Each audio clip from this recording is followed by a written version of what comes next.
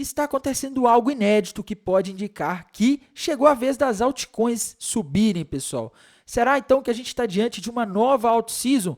Vou estar falando disso nesse vídeo, vou estar atualizando a análise gráfica do Bitcoin, que se estabilizou na região dos 111 mil dólares hoje, mas está dando mais um sinal de que pode continuar subindo nas próximas horas. Vou estar atualizando também a análise dos eventos macroeconômicos. Hoje tivemos vários dados macroeconômicos dos Estados Unidos, mas não tiveram tanto efeito no mercado, eu vou explicar o porquê. Também vou estar atualizando a análise de sentimento do Bitcoin, onde temos sinais muito importantes para quem se interessa pelo Bitcoin. Vou estar atualizando a análise dos gráficos das principais criptomoedas do mercado, pessoal. Muitas delas dando sinais de alta, eu vou falar disso. Mas antes de continuar, primeiramente, pessoal, não deixem de se inscrever aqui no canal Criptográfico no YouTube, ativar o sininho para receber as notificações, deixar o like aí embaixo para dar aquela força, deixar seus comentários também aí embaixo. E, meus amigos, se vocês querem receber notícias em primeira mão a respeito do mercado de criptomoedas, no primeiro comentário desse vídeo fixado aí em cima dos primeiros comentários, vai ter o link do nosso canal no Telegram. Por meio desse canal, pessoal, vocês conseguem aí acompanhar as notícias que eu posto, importantes para o mercado em primeira mão, análises aí em primeira mão, tudo gratuito. Você só precisa entrar aí pelo link do nosso canal no Telegram, beleza? Bem, pessoal, então bora lá falar da situação do Bitcoin, né? Comentar aí sobre o que está acontecendo hoje. Tivemos aí um dia em que o Bitcoin se estabilizou, né? Depois de dias aí de subida, tá? Ele fechou ali com uma alta de quase 2%, mas aí na região dos 111 mil dólares aí, sem aí movimento tão forte aí como nos últimos dias. E começando aqui pela análise gráfica, que é a que está sendo mais assertiva nos últimos dias, pessoal. Quando a gente vai aqui para a análise dos padrões gráficos, a gente tem ali no gráfico de 4 horas, eu acho que fica melhor para ver isso, né? Nos últimos dias aí, um triângulo simétrico, ou flâmula, que eu acho que está mais correto aqui nesse contexto, tá? Com alvo ali na região dos 117 mil dólares. Tá? Então o gráfico está dizendo que o Bitcoin pode subir até os 117 mil dólares, é isso pelo menos que parece estar indicando aqui no gráfico do Bitcoin, tá? Nos últimos dias, pessoal, a gente também teve a formação de um pequeno triângulo ascendente ali no gráfico. De uma hora fica mais fácil de enxergar esse triângulo ascendente, tá? E, meus amigos, esse triângulo ascendente aí que o Bitcoin ele rompeu para cima, ele já bateu o alvo estava na região dos 112, tá? Então esse movimento que a gente teve hoje aí foi o Bitcoin batendo ali o alvo daquele triângulo ascendente. Então já bateu o alvo de um padrão de alta, mas ainda temos outro indicando que o Bitcoin pode subir mais. Ele tem espaço para subir mais aí no gráfico de 4 horas. E se a gente for lá para o gráfico semanal, lá em outubro a gente teve o rompimento de uma bandeira de alta gigantesca que levou o ano inteiro praticamente de 2024 para se formar. E o alvo dessa bandeira de alta está na região de aproximadamente 120 mil dólares, que na minha visão pode até vir a ser o topo deste ciclo, tá? Então, o que a gente está vendo aí em termos de análise gráfica são sinais aí que indicam uma continuação dessa subida do Bitcoin. Não há, pessoal, padrões no gráfico indicando queda, tá? E aqui no gráfico de uma hora surgiu mais um padrão aqui que está indicando alta. Aliás, né, que pode indicar alta se a gente tiver a confirmação, tá? Ainda não teve confirmação. Se a gente olhar aqui, pessoal, a gente consegue desenhar aqui no gráfico de uma hora ou de 15 minutos também um possível triângulo ascendente, né? Um padrão que normalmente indica a continuação da tendência de alta, tá? Se o Bitcoin, pessoal, vier romper o último topo histórico, que é a região ali dos 112 mil dólares, ele deve confirmar aqui para cima o rompimento desse triângulo ascendente, e o alvo desse triângulo ascendente estaria ali na região de aproximadamente 114.500 dólares, tá? Então seria aí um sinal de subida. Fique de olho, porque se romper o 112, a gente pode ver o Bitcoin chegando ali nos 114.500 dólares aí em poucas horas, tá? Em termos de gráfico do Bitcoin, pessoal, eu não vejo mais nada aqui para falar, tá? Temos que falar, meus amigos, dos eventos macroeconômicos. Hoje foi um dia cheio, né? Mas apesar de tudo isso, o mercado americano, ele não continuou a queda de ontem, tá? Lembrando que ontem a gente teve uma queda, né? Após ali saíram algumas notícias de que alguns parlamentares americanos estavam ali aprovando, né? Estava prestes a aprovar, e hoje foi aprovado um projeto de lei que diminui a arrecadação, porque corta impostos e não coloca alguma outra forma aí de aumentar a arrecadação e ao mesmo tempo aumenta gastos, né? Isso tudo aí deixou o mercado muito agitado ontem, o mercado muito nervoso. Ontem a gente teve um leilão de títulos de 20 anos dos Estados Unidos que foi muito mal, tá? Isso aí fez os juros de longo prazo subirem ontem nos Estados Unidos, mas hoje, apesar do susto, o mercado ele ficou estável mesmo com alguns dados macroeconômicos que a gente teve. Inclusive, pessoal, hoje saiu a notícia de manhã que foi aprovado, tá? Eu até comentei na live. Só que assim, o que eu vejo aqui, pessoal, é o seguinte, tá? Parece que a queda do mercado americano ontem foi precificando aí esse evento, tá? Então, o mercado caiu no boato e quando aconteceu, o mercado já tinha aí colocado isso no preço, por isso que o mercado ficou estável hoje, tá? E, meus amigos, esse orçamento aprovado por Trump aí na Câmara, a gente tem que ficar de olho nisso, tá? A gente tem que ficar de olho nisso porque pode acabar dando ruim, tá? E a gente está vendo aí também, pessoal, em termos de macroeconomia, um movimento aí aliás, né, desde ontem e hoje também, de enfraquecimento do dólar, tá? A gente está tendo esse enfraquecimento porque os investidores estão diversificando, tá? Eles estão investindo aí em outros ativos fora dos Estados Unidos, inclusive criptomoedas. O Bitcoin tem se beneficiado desse movimento. O ouro também, pessoal, ele tem aí feito alguns movimentos interessantes aí nas últimas horas, movimentos pequenos. O ouro não é tão volátil, tá, mas tem subido. Isso tudo aí, pessoal, dólar se desvalorizando aqui nesse momento, tudo reflete que os investidores estão aí bastante preocupados com a economia americana, né? E isso aí é uma coisa que a gente vai ter que ficar atento, né, nos próximos momentos, tá? Mas o primeiro dado macroeconômico que a gente teve às 9h30 da manhã, pessoal, os pedidos iniciais para o seguro-desemprego, que foram divulgados hoje, dia 22, mas são referentes à semana encerrada no dia 17 de maio, semana passada, eles vieram aí um pouco abaixo da expectativa, tá? A expectativa dos analistas aí é que tivessem 230 mil novos pedidos por seguro-desemprego e vieram 227 mil, tá? 2 mil a menos do que na semana anterior, né? Em que veio 229, tá? Isso, pessoal, mostra que o mercado de trabalho americano permanece resiliente, tá? Com o pedido por auxílio-desemprego aí na faixa que é historicamente considerada saudável, que é entre 200 e 250 mil, tá? Isso está desde 2023 aí nesta faixa, tá? É lógico, existem preocupações aí com relação ao impacto das políticas comerciais, aí, das tarifas que Donald Trump impôs, tá? Que isso pode afetar o mercado de trabalho no futuro, mas por enquanto o que a gente vê aqui é um mercado de trabalho bastante estável, bastante resiliente, tá? Que sinaliza que a economia americana está bem. A gente também teve, pessoal, o PMI industrial de maio, tá? O famoso índice dos gerentes de compra relativo ao setor industrial dos Estados Unidos, que é medido aí pela S&P Global, tá? E, meus amigos, ele subiu aí de 50,2 para 52,3 aqui em maio, em relação a abril, tá? E ele superou a expectativa, pessoal. Os analistas estavam esperando que ele viesse 49,9, ou seja, que registrasse uma contração aí nos pedidos dos gerentes de compras dos Estados Unidos do setor industrial. Mas não, ele mostrou aí uma expansão, tá? E esse nível aqui, pessoal, é o maior nível do PMI industrial dos últimos 3 meses, tá? Ele mostra aí que a atividade industrial dos Estados Unidos está expandindo, que a demanda está expandindo, tá? E esse aumento, pessoal, ele foi impulsionado aí principalmente por um aumento no crescimento de novos pedidos, né, que atingiram o maior nível dos últimos 15 meses, e também por acúmulos de estoques e o maior nível registrado desde o início da pesquisa desde 2009, tá, pessoal? Então a gente vê que as indústrias americanas, as empresas estão acumulando estoques, mas o emprego no setor industrial ele caiu pelo segundo mês consecutivo, tá? E os preços de venda dos fabricantes registraram a maior alta mensal desde setembro de 2022, tá? Isso aí pode ser um reflexo das políticas tarifárias, isso pode aparecer futuramente ali nos dados de inflação, e é por isso que o Fed não está querendo cortar juros agora, tá? Se eu tivesse que resumir esse dado do PMI industrial de hoje, ele mostra que o setor industrial da economia americana continua forte, tá? E ele continua se expandindo, o que é um bom sinal, mas a gente tem que ficar atento aí nessas questões aí de mercado de trabalho, inflação ao produtor, que isso pode pegar lá na frente, tá? Às 10h45, pessoal, a gente também teve aqui o PMI do setor de serviços de maio, medido pela S&P Global, tá? Lembrando que o setor de serviços ele é 70% da economia americana, meus amigos.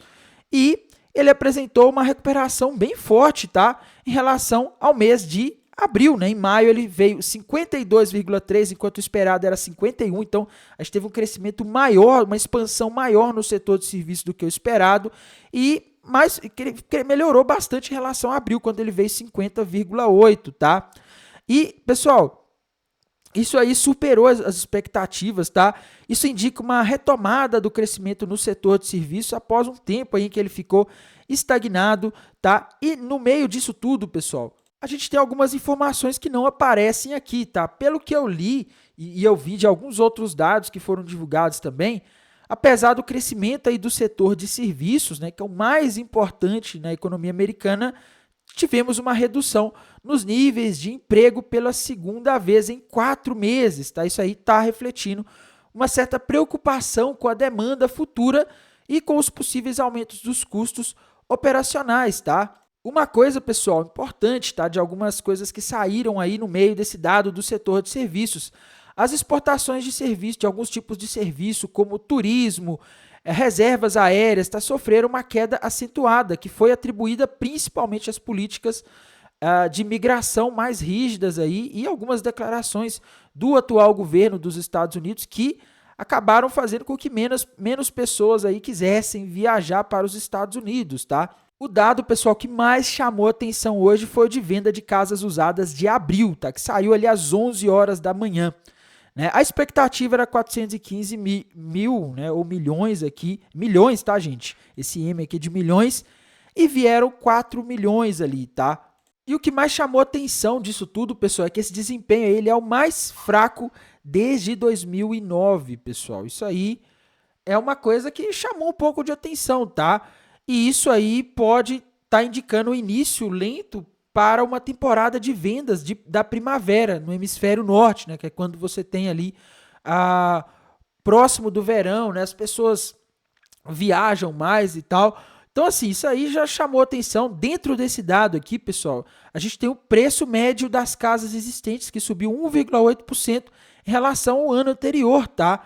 E é o valor mais alto já registrado para o mês de abril, né? Talvez esteja ocorrendo nos Estados Unidos uma situação em que os preços dos imóveis estão aumentando tanto que as pessoas não estão tendo dinheiro para comprar. Acho que talvez igual aqui no Brasil, tá? No geral, pessoal, o que eu entendi, interpretei para a economia americana desses dados, no caso aqui do mercado imobiliário, é que parece, pelo que eu li aí de várias reportagens aí, tá, de analistas ligados ao mercado financeiro, mercado imobiliário americano, é que isso pode estar tendo a ver com a taxa de hipoteca de 30 anos dos Estados Unidos, que subiu para 6,81%. Tá? Então as pessoas, vendo os juros altos, não estão querendo financiar. No geral, eu acho que esses dados aqui, eles vieram bons, está mostrando que a economia americana segue aí resiliente, tá? Não tivemos nenhum susto, nenhuma surpresa, nenhum dado muito diferente aí do que o esperado, tá? Então, assim, não impactaram, não estão mostrando recessão. A única preocupação que eu tenho com esses dados aqui é que isso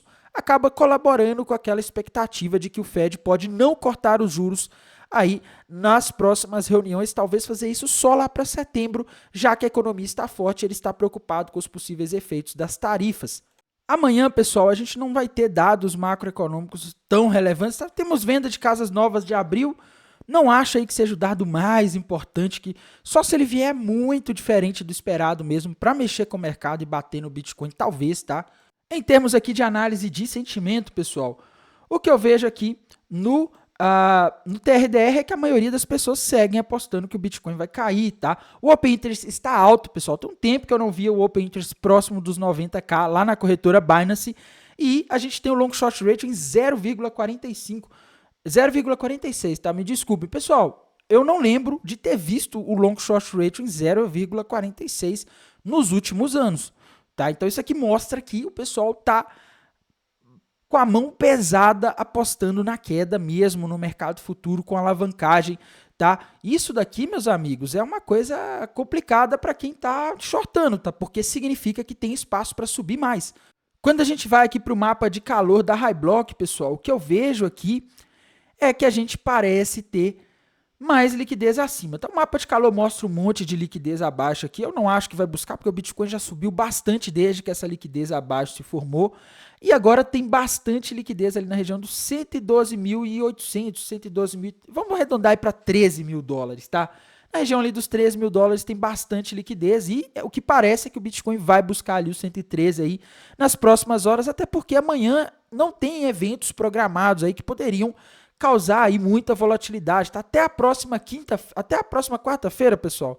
O mercado está calmo, sem eventos muito importantes aí que podem mexer com o mercado. Então, a gente tem uma janela aí de oportunidade para o Bitcoin subir, tá? A princípio, o meu alvo aí para o Bitcoin, como eu disse, 120 mil. Não consigo ver alvos aí, por enquanto, indicando acima disso, tá? O pessoal faz umas análises aí, né? Porque a liquidez global tá subindo, então o Bitcoin, cara, tem que tomar cuidado com essas coisas, tá? Uma coisa muito boa que está acontecendo hoje, pessoal, dominância do Bitcoin caindo já nessa noite, tá? Ontem, aliás, né, ao longo desse dia ela caiu, né, e isso é algo que a gente precisa para as altcoins voltarem a performar, pessoal. Ethereum está performando bem, a maioria das altcoins estão performando bem, tá? Isso aqui é uma notícia muito boa para as altcoins. Eu não consigo, pessoal, ver um padrão novo aí na dominância, tá? Só se eu forçar a barra aqui, eu posso desenhar aqui no gráfico de uma hora da dominância do Bitcoin, um ombro, cabeça, ombro aqui, que tá meio torto, tá?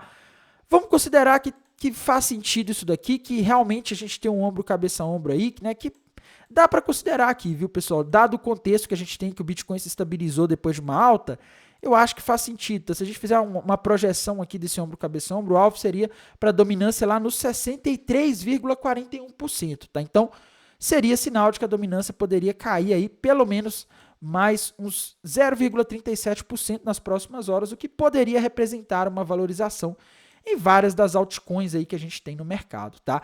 Ethereum, meus amigos, subindo hoje, tá? Pessoal, tô conseguindo enxergar aqui no gráfico da Ethereum, forçando um pouco a barra, um padrão para Ethereum, então um padrão indicando alta aí para Ethereum, né? Se a gente fizer aqui um desenho, a gente consegue ver uma bandeira de alta, pessoal, um padrão que normalmente indica continuação da tendência de alta, tá? Se a gente fizer aqui uma projeção dessa bandeira de alta para cima, né, para ver até onde a Ethereum pode subir aí depois desse movimento, tá? A gente vê alvo para ela lá na região de aproximadamente 3.800 dólares, pessoal. Vocês acham que vai?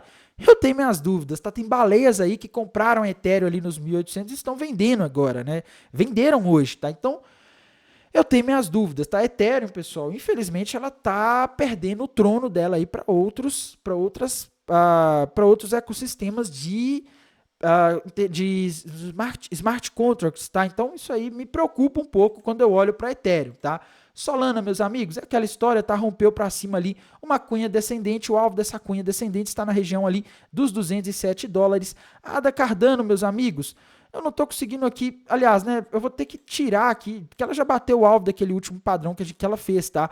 Dá para ver aqui no gráfico da Cardano, pessoal, também aí um padrão de alta, tá? Dá para dizer aqui que ela formou ali, rompeu para cima ali uma cunha descendente também, tá? Assim como aconteceu aí com a Ethereum, né? Se a gente fizer aqui uma projeção de alvo para a ADA Cardano, opa, peguei a ferramenta errada aqui, me desculpem, pessoal. Se a gente fizer aqui uma projeção de alvo para a ADA Cardano, a gente consegue ver alvo para a ADA Cardano lá na região dos 93 centavos de dólares, tá? BNB, Binance Coin, rompeu uma cunha descendente com alvo na região dos 715 dólares, tá? A XRP, pessoal, formou aqui agora, né? Ela acabou de confirmar aqui um ombro, cabeça, ombro invertido, tá? Até então não tínhamos aí um padrão muito claro para XRP, né? Tava uma coisa meio bagunçada ali, tá? Mas agora a gente já consegue aqui ver um ombro, cabeça, ombro invertido, né? Um padrão que normalmente ele indica a reversão de uma tendência de baixa para uma tendência de alta. Se a gente fizer aqui uma projeção de alvo para XRP, a gente vê alvo para ela lá na região dos 2 dólares e 60 centavos. Tá? Dogecoin, meus amigos, Dogecoin está com alvo lá na região dos 29 centavos de dólares, tá? Então, Dogecoin rompeu também uma cunha descendente, tá? Token Tron, pessoal, subiu hoje, mas o Token Tron tá meio perdido aí, tá? Eu não consigo ver um padrão aí muito convincente pro Token Tron, não. Dá para forçar a barra aqui e falar que ele rompeu um retângulo aí para cima nos últimos... Aliás, tentou romper, né? Ele chegou na região de resistência ali dos 28 centavos, parou, tá sem padrões novos. Token Tron do Telegram, meus amigos, tá subindo um pouco também, tá? Dá para forçar bastante a barra aqui e falar que ele tá fazendo ali um ombro, cabeça, ombro invertido, né? Que ela tá quase rompendo, tá? Vamos considerar aqui que ocorra esse rompimento, né? Que ela consiga romper para cima os 3 dólares e 21 centavos. Se isso acontecer, pessoal, a gente tem alvo para o Token Tron lá na região dos 3 dólares e 54 centavos, tá? Token AVAX, meus amigos, Token AVAX nos últimos dias aí tava difícil ver um padrão gráfico para ele, tá? Mas dá para considerar aqui um possível ombro cabeça ombro invertido, igual o da Tom ali, né? Um ombro cabeça ombro invertido bem fraquinho assim, bem até difícil de ver, porque ele tá meio embolado, tá? O alvo ali na região dos 26 dólares e 73 centavos, que é uma região de resistência que a Avax já tentou buscar, tá? A AVE, pessoal, rompeu para cima ali um retângulo com alvo na região dos 290 dólares. Outra criptomoeda importante aí do mercado, tá? Pendle, tá? Ela tem ali um rompimento nos dias atrás aí de um ombro cabeça ombro invertido. O alvo desse ombro cabeça ombro invertido está na região dos 5 dólares e 10 centavos, tá? Token Sui, pessoal, rompeu para cima ali uma cunha descendente também, tá? Com alvo ali na região dos 4 dólares e 64 centavos. Token NIR, pessoal, Token NIR também embolado aí nos últimos dias, tá? E dá para forçar bastante a barra aqui para tentar achar algum padrão aí para o Token NIR, né? E desenhar aqui um fundinho duplo, tá? Se a gente considerar aqui que a região dos 2,95 era ali um fundo duplo, a gente consegue aí ver um alvo para NIR ali na região de aproximadamente 3 dólares e 26 centavos, tá? Outra criptomoeda importante, meus amigos, Chainlink, tá?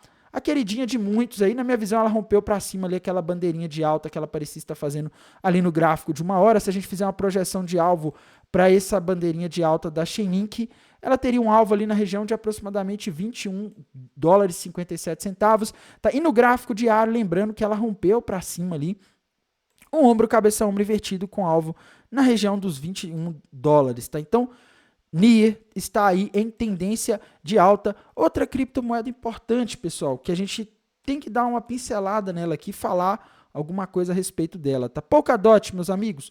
Polkadot também parece que, pessoal, teria que forçar bastante a barra aqui para Polkadot, tá? Porque nos últimos dias ela fez muitos movimentos aí de vai e volta, mas no gráfico de 4 horas a gente até consegue ver aqui uma bandeira de alta bem limpa para Polkadot, tá?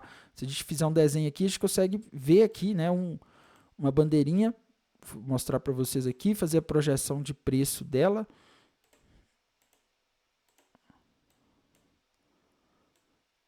Alvo ali na região dos 6 dólares e 62 centavos, tá, pessoal? Por esse vídeo é isso, irei mantendo vocês atualizados aqui pelo canal do YouTube, lá pelo canal do Telegram. Desejo a todos uma excelente noite de quinta-feira. Amanhã estarei de volta. Até mais, tchau, tchau.